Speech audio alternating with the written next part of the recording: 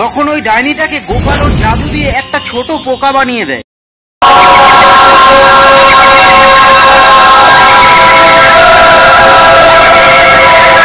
শিবপুর নামের একটা গ্রামে গোপাল নামের একটা লোক থাকতো। ওর খুব সুন্দর একটা বাড়ি ছিল, কিন্তু ও সবসময় একা একা থাকতো। গ্রামের কোনো লোক গোপালের সঙ্গে কথা বলতো না, কেননা গ্রামের সবাই জানতো যে গোপাল ভূত ধরে আর ওই ভূতদের বন্দি করে রাখে। কিন্তু গ্রামে একটা বাচ্চা ছিল রিজু, যে গোপালের ওই ফুলের বাগানে খেলতে যেত। ওরা দুজনা খুব ভালো বন্ধু ছিল। রিজু জানতো যে গ্রামের লোকেদের সব কথা মিথ্যা। রিজু গোপালকে দাদু বলে ডাকতো। দাদু, মা আজকেও তোমার কাছে আসতে দিচ্ছিল না। মা বলে তুমি নাকি জাদু জানো, আর তুমি তোমার কাছে অনেক আত্মাকে ধরে রেখেছো।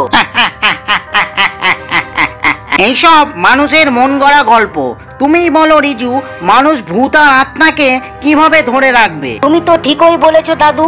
গ্রামের লোক আরো বলে তুমি নাকি যেই ভূত ধরো ওই ভূত নাকি মানুষের উপরে ছেড়ে দাও। গ্রামের লোকেদের এইসব ভুল ধারণা রিজু। কিন্তু দাদু, পুরো গ্রামে এত পোকামাকড় হবে না যত পোকামাকড় তোমার এই ফুলের বাগানে আছে। রিজু, এগুলো সব ভূত পেট। এগুলোকে আমি পোকামাকড় বানিয়ে দিয়েছি। এরা অনেক বছর ধরে আমার এই ফুলের বাগানে আছে। কি বলছো দাদু, সত্যি?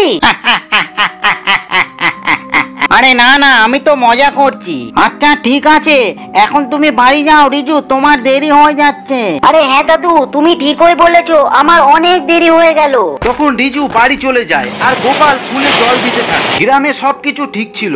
একদিন হঠাৎ গ্রামে একটা ডাইনি চলে আসে, আর গ্রামের সবাই ভাবে এর পেছনে গোপালের হাত আছে। রিজু বাইরে খেলতে যায়, কিন্তু ওর মা ওকে আটকায়। দাঁড়া রিজু, আজ থেকে তুই বিকেলে খেলতে যাবি না। তুই জানিস না গ্রামে একটা ডাইনি ঘুরছে, আর ওই ডাইনি সবাইকে কাঁচা খেয়ে নিচ্ছে। আরে মা, আমি তো দাদুর সঙ্গে থাকবো। আরে দাদু, ওই তো এই গ্রামে সব ডাইনি নিয়ে এসেছে। তুই কোথাও যাবি না। তুই যদি আজকে বাইরে বেরোস তাহলে খুব খারাপ হয়ে যাবে। পুরো গ্রাম জানে গোপাল এই গ্রামে ওই ডাইনিকে ছেড়েছে, কিন্তু তুই ওকে এত বিশ্বাস করিস। তখন রিজুর মা রিজুকে ঘরে বন্ধ করে রেখে দেয়, আর রিজু জানলা দিয়ে বাইরে বেরিয়ে যায়। আজ তো যা কিছু হয়ে যাক, আমি দাদুর সঙ্গে দেখা করবই। তখন রিজু গোপালের বাড়ির দিকে যেতে থাকে। তখন রিজু দেখে রাস্তায় সত্যিই একটা ডাইনি একটা লোককে খাচ্ছিল।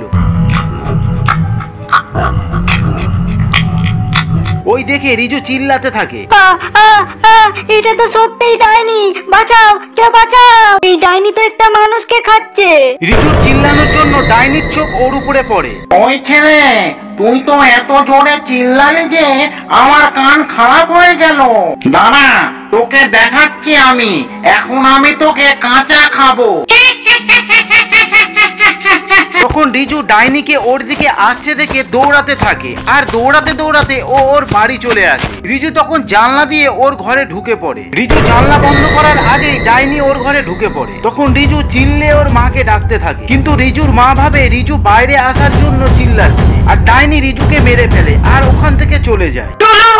এখন কোনে নতুন শিকার দেখি। পরে যখন রিজুর মা দরজা খোলে তখন অবাক হয়ে যায়। ও রিজুকে ওখানে মরে পড়ে আছে দেখে খুব কাঁদতে থাকে। রিজুর মা জোরে জোরে কাঁদছে দেখে গ্রামের কিছু মানুষ ওখানে চলে আসে। হে ভগবান, ওই ডাইনি আমাদের ছোট রিজুকে মেরে ফেললো। আমি সব জানি।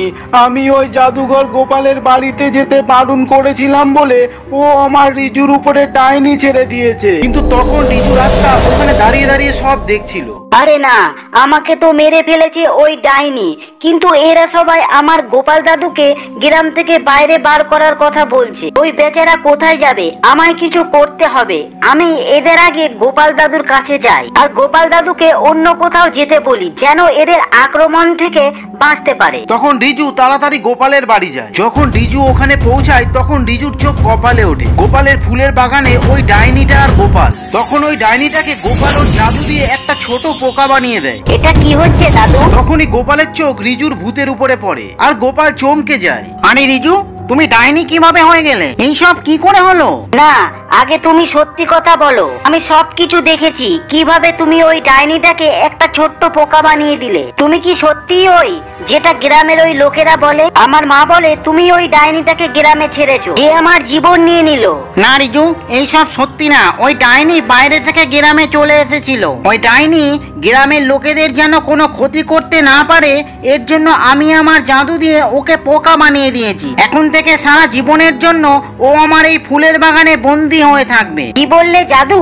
কি রকম জাদু? হ্যাঁ নিজু, আমার কাছে কিছু জাদুর শক্তি আছে, যার সাহায্যে আমি ভূত আর ডাইনিদের বন্দি বানিয়ে রাখতে পারি। কিন্তু আমি আমার জাদুর শক্তি দিয়ে শুধু ভালো কাজই করেছি। তার মানে এই ফুলের বাগানে যত পোকামাকড় আছে সব ভূত পেত আছে? হ্যাঁ রিজু, এইসব ভূত পেত আছে যারা লোকেদের ক্ষতি করত, কিন্তু আমি ওদের বন্দি করে রেখেছি। তখনই ওখানে সব গ্রামের লোকেরা গোপালকে গ্রাম থেকে তাড়াতে আসে, কিন্তু রিজু ওদের মানা করে। আরে রিজু আমার বাচ্চা, তুই ডাইনি কি করে হলি? হ্যাঁ মা, আমি মরার পরে ডাইনি হয়ে গিয়েছি। যদি তুমি গোপাল দাদুকে এখান থেকে তাড়াও, তাহলে আমিও এদিকে ওদিকে ঘুরে বেড়াবো, কোনোদিন শান্তি পাবো না। এইসব কি বলছিস রিজু? তুই এখনো এই জাদুঘরকে বাঁচানোর চেষ্টা করছিস? না মা, এটা ভালো জাদুঘর। এই গোপাল দাদু ওর জাদু দিয়ে ওই ডাইনিকে গ্রাম থেকে তাড়া করেছে। তখন রিজু ওর মাকে সব বলে। তখন রিজুর মা বলে, আমাদের ক্ষমা করে দাও গোপাল, আমরা সব সময় তোমাকে ভুল ভেবেছি, আর কোনোদিন এরকম হবে না। আর রিজু, তুই আমাকে ক্ষমা করে দে,